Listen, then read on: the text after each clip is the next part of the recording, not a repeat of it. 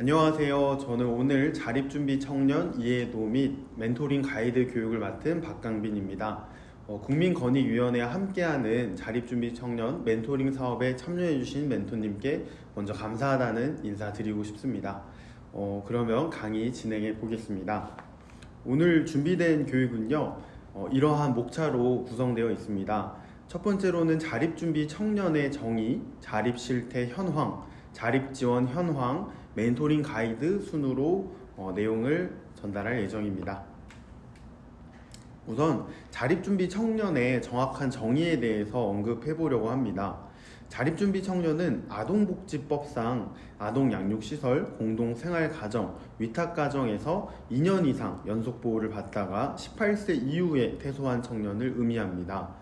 그런데 제도가 조금씩 개정되면서요, 25세에 달할 때까지 연장이 가능해졌고요, 18세 이전인 15세 이후에 퇴소하더라도 자립준비 청년으로 부분적으로 인정되게 되었습니다. 그런데 자립준비 청년은 아동복지법상에 기입된 정책 용어보다 복지부의 행정용어라고 이해해 주시면 좋을 것 같습니다. 그런데 양육시설, 공동생활가정, 위탁가정 이러한 보호 유형들이 생소한 용어라 낯서실 수도 있을 것 같습니다. 그래서 각 유형별로 어떤 보호 형태인지 설명을 추가적으로 해드리겠습니다. 우선 양육시설과 공동생활가정을 보실 텐데요, 흔히들 보육원이라고 부릅니다. 이전에는 고아원, 애육원 다양한 표현을 써왔는데요, 지금은 아동양육시설이라는 명칭을 통합해서 사용하고 있습니다. 법적으로 명시된 시설 현황에 대해서 말씀드리면요, 아동양육시설은 10명 이상의 아이들이 집단으로 보호받는 그런 형태를 의미합니다. 그래서 대부분 어린이집이나 부속 분교 학교라던가 그런 단독주택 형태로 이루어진 경우가 굉장히 많아요. 그래서 시설 중심의 형태를 갖고 있고요, 그리고 다수의 아동을 한 번에 양육하는 방식으로 보호하고 있습니다. 일반적으로 드라마나 영화에 나오는 보육원의 모습을 생각해 보시면 좋을 것 같아요. 근데 이제 공동생활가정, 그룹홈이라고 불리는 보호 형태는요, 7명 이하의 소규모 아이들을 빌라와 같은 어떤 가정과 유사한 환경에서 선생님들도 소수로 밀착해서 아이들을 케어하는 그런 형태라고 보시면 됩니다. 그리고 세 번째는 위탁가정인데요, 제가 이해를 쉽게 돕기 위해서 예시를 2가지 정도 가져왔어요. 여러분 혹시 해리포터 보신 적 있으세요? 해리포터에 나오는 그 주인공은 볼드모트라는 악당에 의해서 부모님을 잃고 나서 그 두들리 가족에게 이제 위탁받게 됩니다. 그러니까 이모와 이모부 가족에 들어가서 이제 보호받는 친인척 위탁가정 형태입니다. 그리고 스파이더맨에 나오는 주인공 피터 파커도 벤 삼촌, 메이 숙모 집에서 지내잖아요. 그것도 친인척 위탁가정의 한 예로 볼 수 있습니다. 그래서 친척이나 또는 조손 부모님, 할아버지, 할머니 손에서 보호를 받는 그런 형태를 위탁가정이라고 합니다. 그런데 놀랍게도 보육원보다 위탁가정의 비중이 더 높습니다.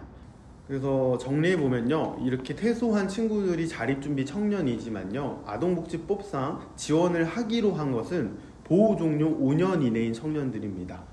그런데 정부에서 정책을 만들고 나서 민간, 기업이나 단체에서도 자립준비 청년을 위한 지원 사업을 여러 가지 만들었어요. 근데 민간에서 운영하는 프로그램들은 보호 종료 5년 이내로 국한하지 않고 34세라는 청년 기본법상의 청년 나이로 기준을 두는 경우가 굉장히 많습니다. 그래서 이런 시설 등의 보호를 받다가 보호 종료 5년 이내거나 또는 34세 이하인 친구들이 여기 그룹에 속하는구나 라고 정리해 볼 수 있습니다. 두 번째 목차로는요, 자립 실태조사 현황입니다. 아무래도 보육원에서의 일상은 상상해 볼 수 있을 것 같아요. 학교에서도 급식을 먹고 집에서도 급식을 먹고 그렇게 단체 생활을 마치고 혼자 독립했을 때 어떠한 현황을 두고 살아가고 있는지에 대해서도 정보를 드리려고 합니다. 2023년도 보건복지부의 통계 자료를 근거해서 실태를 말씀드릴 거고요. 이 3년마다 법적으로 실태조사를 하게 돼 있어서 이거는 이제 업데이트는 다음에 2026년에 될 예정입니다. 자, 6가지 항목으로 구분해서 말씀드릴 거예요. 첫 번째, 사회적 관계, 주거, 교육, 고용 및 경제, 심리정서, 건강 순으로 말씀드리겠습니다. 사회적 관계라고 한다면은 보통 친구, 가족, 연인 등 이제 일상생활 하면서 관계 맺는 모든 관계를 아우를 수 있는데요. 근데 자립준비 청년과 그들을 포괄한 전체 청년 그룹과 비교했을 때 친밀한 인간관계가 굉장히 부족하다고 합니다. 우선은 친밀한 친구가 있는가에 대한 질문에 대한 답변으로 30% 정도의 자립준비 청년이 친구가 없다라고 응답했습니다. 그리고 자립준비 청년이라면 보통 부모님이 모두 돌아가셨다고 생각하기 쉬운데요. 그런데 보육원이 그 6.25 전쟁 때부터 국내 활성화되다 보니까 부모 사망을 사유로 입소한 친구들이 꽤 많았지만 현재 가장 많은 입소 사유는 아동학대입니다. 그래서 부모님이 살아계신 경우가 절반 이상이 됩니다. 부모님이 있는 경우가 53.5%인데요. 퇴소 후에 부모님과 다시 결합하는 가정 형태는 9.5%로 낮은 수치를 갖고 있습니다. 부모님과 연락이나 만남을 하지 않는다라는 친구들의 비중도 있고요. 그런데 우울감이라던가 또는 관계 안에서 좀 건강한 관계를 맺지 못한다라는 기준으로 사회적 고립 위험군을 책정하는데요. 이때 일반 청년에 비해서 두세 배나 높은 수준으로 사회적 고립 위험군으로 분류되었습니다. 사회적 관계 실태를 보면요, 주변에 어른과 좀 사람이 더 필요하다라고 말씀드릴 수 있을 것 같습니다. 주거 실태로는요, 현재 거주 중인 주거지 형태를 조사했을 때 45.3%가 공공임대주택에 거주하고 있다고 합니다. 우리가 알고 있는 LH 임대주택, 서울이면 SH, 경기도면 GH처럼 공공에서 공급하는 임대주택에서 거주하는 경우가 45%이고요. 이외에 월세, 전세, 친척집에 같이 살아가는 경우도 일정 비중을 두고 있습니다.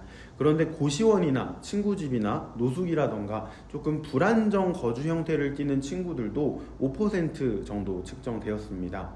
그리고 여성의 경우에는 공공임대 비율이 높고 남성은 기숙사, 부모, 집, 불안정 주거 비율이 높습니다. 그리고 나이가 많아질수록 기숙사와 시설 거주 비율이 낮아지는데요. 그런데 불안정 거주 비율은 유지됩니다. 그러니까 주거지의 형태는 임대주택 같이 공공에서 하는 것으로 안정화되지만 그래도 그 5%에 준하는 어떤 힘든 상황의 주거 현황은 쭉 이어지는 것을 보면요, 처음에 집을 구할 때 그 20대를 아울러서 자립 초기에 주거에 대한 개념과 배경 지식을 적절하게 쌓지 못한 경우에는 그 불안정 주거 형태를 이어가게 되는 그런 경우가 있다는 것이 보여집니다. 다음은 교육 실태인데요. 사실 교육 실태는 과거 2020년도에 조사한 통계에 비하면 굉장히 좋아진 겁니다.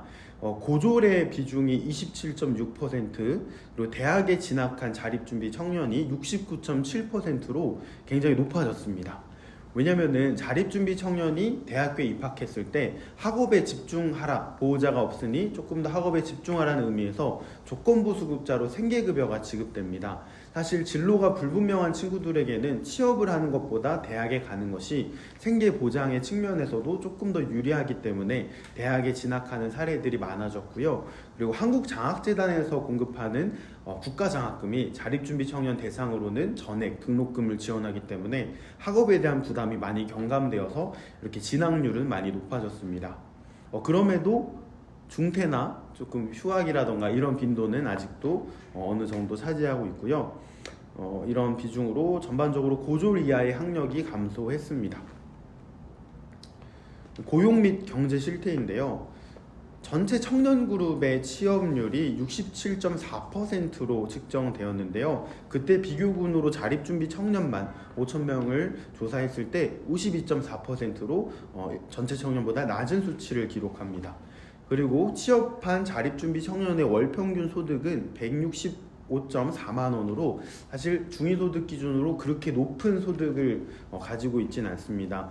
100만 원 미만의 소득을 버는 친구들이 4분의 1 정도 되고요. 300만 원 이상의 소득을 받는 그런 자립준비 청년은 10% 정도 됩니다. 정규직 취업률은 약 34%고요. 나머지는 비정규직이나 단기 일자리의 비율이 높게 차지하고 있습니다. 그리고 실업 경험률, 그러니까 일을 그만두거나 잘린 경험이 일반 청년들은 10%대지만 자립준비 청년의 경우에는 30% 이상으로 실업 경험이 굉장히 높은 편으로 조사됐습니다. 사실 자립준비 청년들이 청소년 시기에 퇴소하면 뭐 먹고 살지? 이런 소득에 대한 걱정이 앞서다 보니까 내가 무엇을 좋아하고 잘하는지에 대한 진로 탐색의 구간을 거치지 않게 되는 경우가 굉장히 많습니다. 그래서 나는 돈을 많이 받는 그런 직업을 가질 거야 라는 우선순위를 두고 첫 직장이나 직업을 선택하는 경우도 다수 있기 때문에 근속에 대해서 조금 부족한 부분이 있는 것 같아요. 그래서 청소년 시기부터 자립 초기까지 진로 탐색에 대한 기회가 조금 보장되어야 한다, 그런 목소리도 많습니다. 다음은 심리정서 실태입니다. 최근 1년간 자살 생각을 진지하게 해본 적이 있느냐라는 질문에 18.3%가 그렇다라고 응답했습니다. 이 생애주기상의 한 번이 아니라요, 최근 1년간으로 봤을 때는 굉장히 높은 수치입니다. 전체 청년 그룹에서는 2.4%의 응답자가 있었는데 그에 비하면 거의 9배나 되는 수치를 갖고 있습니다. 그리고 우울, 불안, 고위험군의 친구들이 35% 이상에 해당하고요. 사실 청소년기 때부터 좀 심리정서적인 어려운 부분이 많았던 친구들이 굉장히 많습니다. 그리고 자립준비 청년이라는 워딩을 사용하기 전에는요, 보호종료 아동이라는 워딩을 썼고요, 그 전에는 고아라는 워딩을 썼습니다. 과거에는 자립준비 청년에 대한 인식도 사실 이렇게 다양하지 못했다라는 평이 있는데요. 그래서 자립준비 청년이라는 사실을 드러내기 어렵다, 꺼린다라는 낙인 경험을 경험한 응답자들이 절반에 가깝습니다. 근데 지금은 많은 민간과 정부에서 인식 개선 차원에서 많이 도움을 주고 계셔가지고 이 낙인 경험은 좀 줄어들지 않을까 기대해보고 있습니다. 자아존중감 부분에서도 일반 청년 대비 평균 점수가 낮은 것으로 드러났고요. 사회적 고립, 취약계층과 유사한 수준으로 밝혀졌습니다. 건강 실태 말씀드리겠습니다. 자립준비 청년은 최근 2년 내 건강검진 수검률이 53.4%래요. 절반 이상이 그래도 건강검진을 이용하는구나 싶은데 전체 청년은 75.9%입니다.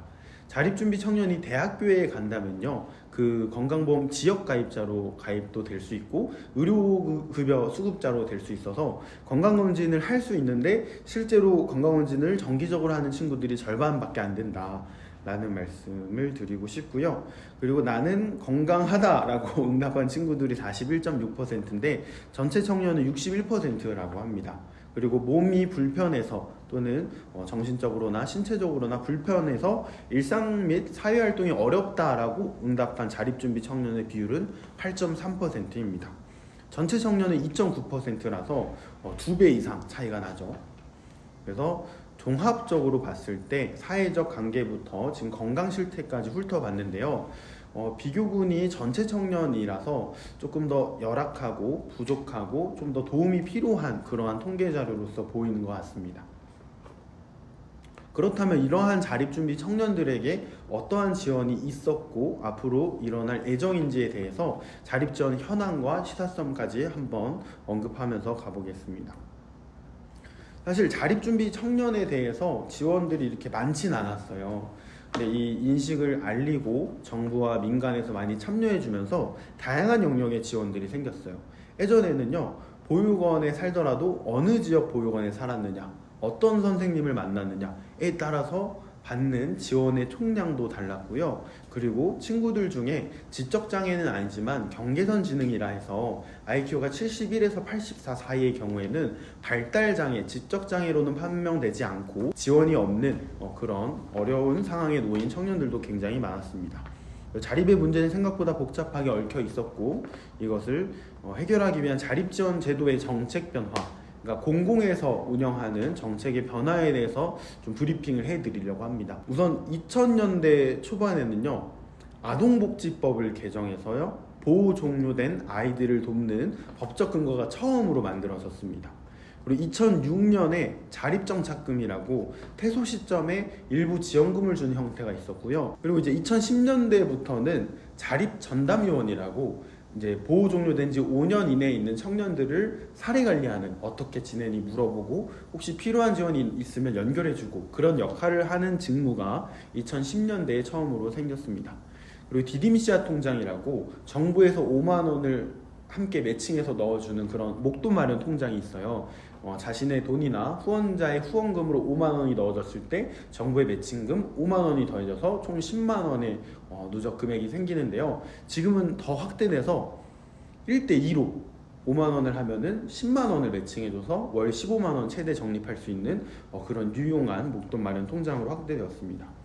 2017년에 처음으로 자립수당이라는 게 생겼어요. 자립한 지 5년 이내인 친구들에게 월 30만 원씩 급여 형태로 주는 그런 제도가 생겼고요. 2021년도부터는 나 아직 보육원에서 퇴소할 준비가 안 된 것 같아 라는 친구들이 예전에는 그냥 퇴소를 했어야 됐어요. 고등학교를 졸업하면 퇴소를 했어야 됐고 본인의 의사보다 시설의 상황이 더 중요하게 여겨졌어요. 그런데 준비가 필요한 친구들은 더 머무를 수 있도록 보호 연장 제도가 아동복지법에 개정되면서 법적 근기가 생겼습니다. 2023년에는요, 이게 중앙 단위에서 관리할 것이 아니라 17개 시도별로 전담 기관을 지어서 그 지역 사회에 있는 자립준비 청년들 밀착해서 돕자라는 취지로 전담 기관이 전국적으로 설치되기 시작했습니다. 그리고 2024년도 2월에는요, 아까 말했던 만 18세 이전에 중도퇴소 아동들도 자립정착금과 자립수당을 받을 수 있도록 아동복지법이 개정되었습니다. 2025년에는요, 7월 달에 이 친구들이 사실 법률적으로 굉장히 취약한 상황이 많은데 법률 지원까지 법적으로 근기를 두고 지원을 해보자 라는 개정이 이루어져서 지금은 발의 상태입니다. 아직 통과나 후속 작업은 이루어지지 않았고요. 법률 지원도 지원 항목에 넣자가 지금 최근까지의 정책 변화입니다. 민간, 우리가 흔히 말하는 기업이나 또는 이제 NGO 단체들에서 자립준비 청년을 지원하는 형태는요, 2000년도에는 사실 기독교 기반의 교회에서 봉사라던가 이제 물품 후원이라던가 장학금 형태의 좀 단발성 지원이 굉장히 많았습니다. 근데 2010년부터는요, 대기업에서 사회공헌 활동의 일환으로 자립준비 청년들을 대상으로 지원하는 것들이 많아졌어요. 일례로 삼성에서는 디딤돌 센터라고 지어가지고 자립전담 기관과 유사한 형태로 지원을 하고 있었고, 실제로 일부 지역은 자립전담 기관을 삼성 희망 디딤돌 센터에서 맡고 있어요. 그래서 대기업의 CSR과 재단 중심으로 장학금, 멘토링, 취업 연계 형태로 지원이 있었습니다. 가장 최근인 2020년대에는요, 이런 민간에서 사회적 기업, 비영리 중심으로 다양한 프로그램들이 나왔어요. 그래서 주거지를 지원하고, 주거지를 지원하는 것 중에 또 이제 열악한 집을 유지보수해주는 다양한 디테일한 형태의 지원 사업들이 굉장히 많아졌고요. 최근에는 뭐 상속 포기라던가 또는 금융 사기라던가 법률적으로 위기 상황에 처한 자립준비 청년을 돕는 그런 법률 지원의 폭이 넓어졌고요. 그리고 긴급생활지원금, 이 친구가 일을 할 수 없거나 어떠한 사유로 인해서 당장의 생계가 보장되지 않을 때 긴급성으로 지원하는 그런 긴급생활비 지원이 늘어났고, 최근에는 커뮤니티 관련해서 더 많은 다양한 사업들이 운영되고 있는 것 같아요. 사실 멘토링 사업도 커뮤니티 유형으로 묶일 수 있을 것 같습니다. 주변에 친구들의 고립감을 덜어주고 도움을 받을 수 있는 어른의 울타리를 만드는 그런 틈새형, 맞춤형 지원이 증가했습니다. 지금의 현황이에요. 받을 수 있는 예상되는 지원 총량을 표시한 게 지금의 화면이에요. 지금 자립정착금이 제가 퇴소할 때는 300만 원이었는데 지금은 2,500만 원 최대로 받을 수 있는 지역이 2,500만 원이고, 디딤씨앗 통장도 매칭금을 최대로 누적했을 때 3,200만 원, 자립수당도 월 50만 원씩으로 상향되어서 그걸 환산했을 때 3,000만 원, 그리고 대학교에 가게 되면은 현재 2025년 기준으로 월 76.5만 원 정도의 생계급여가 지급됩니다. 그것도 대학 재학 기간을 환산했을 때 이 정도 되고요. 민간 지원금도 최대 500만 원 정도 받을 수 있다라고 측정한 아름다운 재단 기부생활연구소에서 발표한 내용이 있습니다.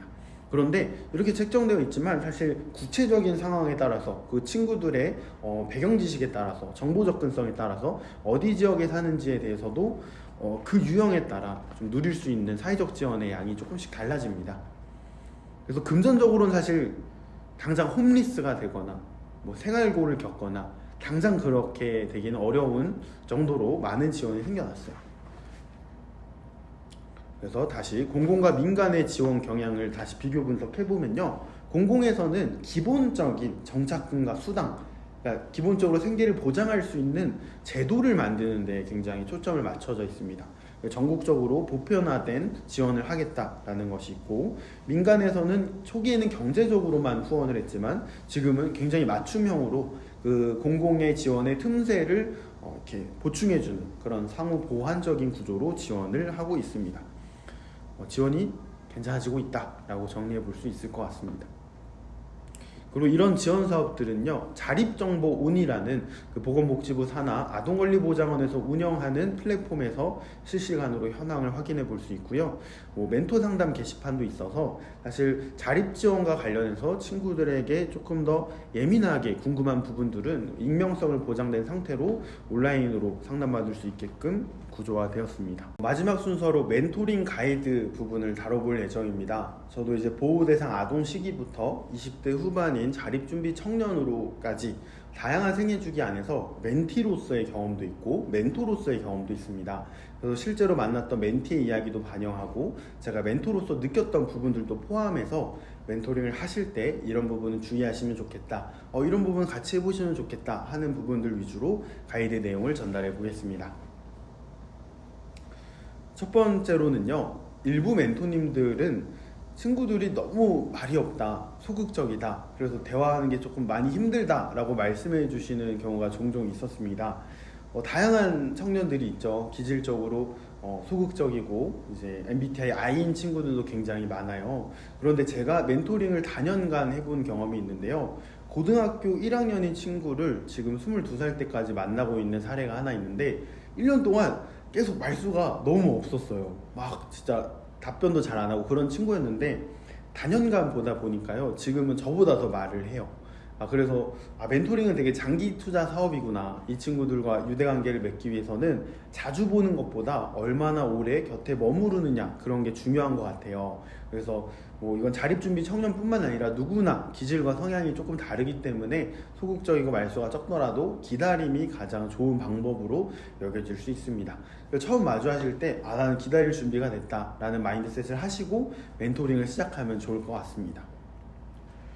두 번째는요, 사실 멘토링의 형태와 주관처의 특성에 따라서 그 구체적인 모양은 다 다르지만 보통 모바일로도 이렇게 연락을 하게 되는 경우가 많아요.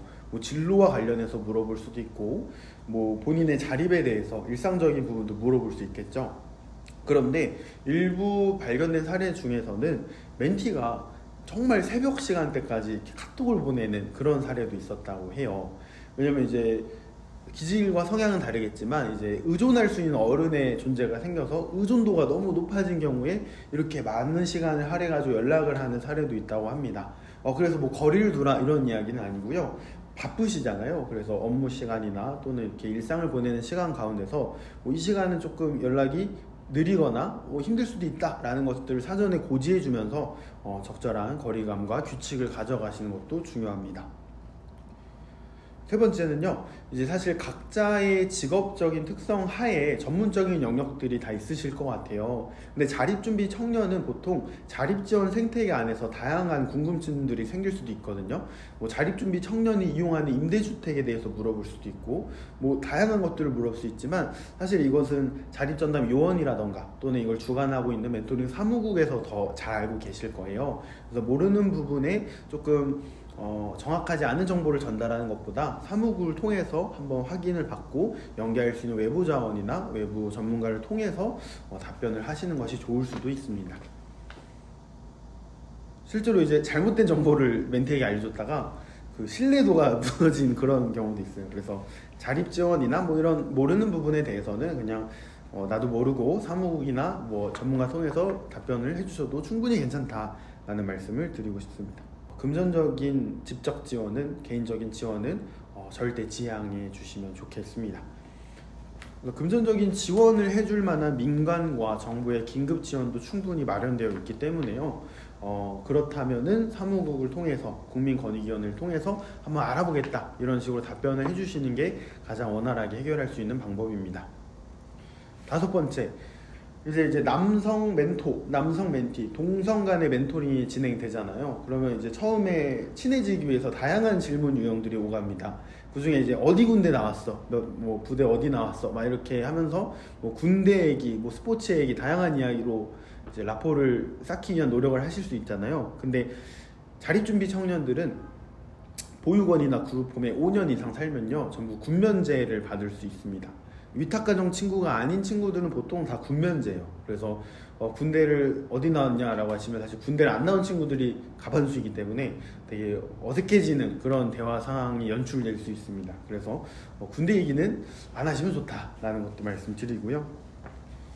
그리고 여섯 번째, 자기 서사에 대한 이야기를 굉장히 자연스럽게 하는 친구도 있는 반면에 정말 조심스럽고 말하고 싶지 않아 하는 친구들도 굉장히 많아요. 그래서 자립준비 청년이라는 그룹 안에 다양한 서사와 유년기 위기 상황을 겪었던 친구들이 많은데 그들이 먼저 이랬어요. 지금은 뭐 엄마랑 이렇게 지내고 있어요 라는 현재까지의 이야기를 하기 전에는 먼저 물어보시지 않는 게 더 좋을 수 있습니다.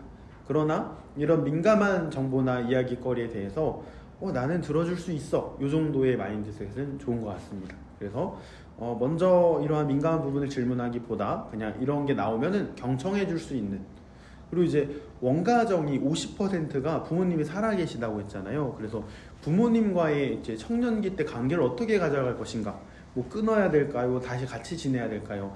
사실 이거는 조언을 굉장히 조심스럽게 해야 돼요. 그래서 뭐 정답은 아니지만 뭐 이런 선택지가 있을 수 있겠어, 그냥 이 정도의 제언을 해주시는 또는 그냥 듣기만 해주시는 그 정도가 적절할 것 같습니다. 일곱 번째는요, 이제 일부 멘토님들과 멘티의 나이 차이가 큰 경우에 되게 아들 같고 손주 같을 수도 있어요. 근데 이제 이 친구들이 성인이잖아요. 그래서 독립된 성인 인격체이기 때문에 너무 아이 대하듯이 하면은 기분 나빠하는 멘티들도 있더라고요. 상황을 봐고 친밀도를 봐가면서 뭐 호칭이나 뭐 그렇게 자연스럽게 풀어지는 건 괜찮지만 이제 초기에는 조금 더 이제 같이 서로 예의를 지키고 존중해 주면서 성인으로 대해 주시면 좋을 것 같습니다. 지금까지 이제 멘티들과 그리고 제가 경험했던 경험 기반으로 이런 것들이 좀 주의해야 될 부분이다 라고 말씀을 드리고 싶고요. 정리해 두면요, 미리 정해 두면 좋을 것들. 첫 번째는요, 멘토링이 일단 멘토링을 하기로 하고 뭐 밥을 먹고 만나고 시간을 보내고 다양한 형태로 만날 거잖아요. 근데 그냥 아무 목적과 이유 없이 목표 없이 만나면요, 시간의 밀도가 낮아지게 되는 경우가 굉장히 많아요. 그리고 이제 대화거리도 떨어지게 되는 경우도 많고요. 다양한 이유로 저는 공동의 목표를 같이 세워보면 좋겠다. 뭐 예를 들어 취업을 준비하는 친구라면 취업까지가 아니라 여기에 지원을 해보자, 그러면 조금 파생되는 형태로 그 목표를 잡아보면 좋을 것 같아요.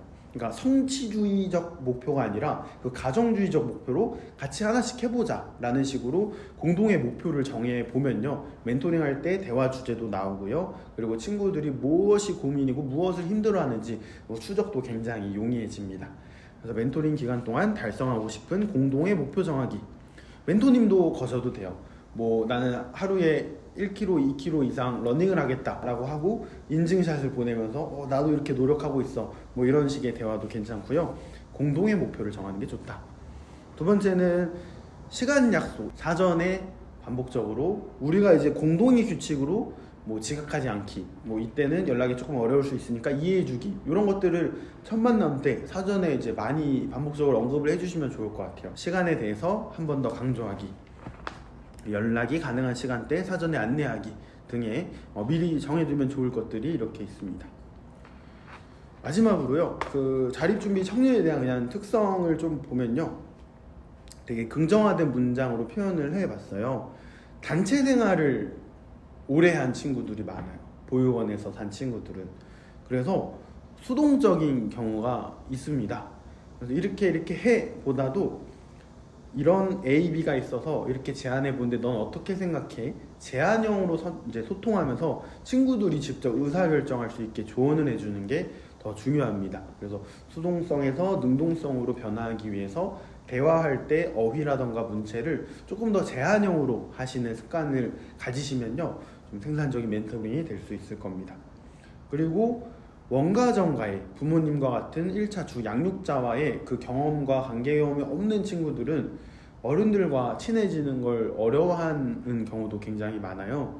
그래서 이것도 앞서 말했던 것처럼 시간이 조금 오래 걸릴 수 있으니까 기다려주면서 기다림이 제일 중요한 방법 같다라고 반복해서 강조하고 싶습니다. 이제 아까도 사회적 관계에서 친한 친구가 없거나 또는 이제 부모님과 같은 주 양육자, 울타리 같은 어른의 존재가 없기 때문에 혼자 이렇게 끙끙 앓게 되는 경우도 많은 것 같아요. 친구가 좀 많이 고민이나 걱정이 있는 것 같다 하면은 막 이렇게 캐묻기보다 혹시 그냥 되게 부드럽게, 인자하게, 다정하게, 비언어적인 표현과 함께 혹시 뭐 어려운 거 있으면 말해, 나는 다 들을 준비됐어, 막 그런 식으로 소통을 해보면 좋을 것 같다라는 이야기를 드리고요.